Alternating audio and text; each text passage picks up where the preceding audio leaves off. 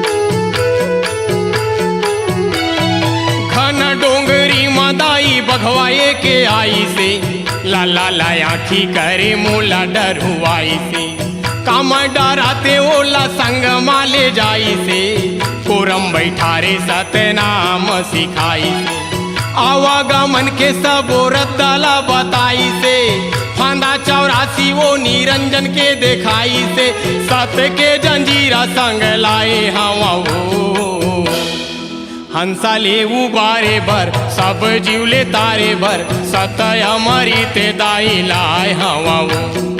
हंसा ले उबारे भर सब जीवले तारे भर, सतय अमरी ते दाई लाए हवा वो।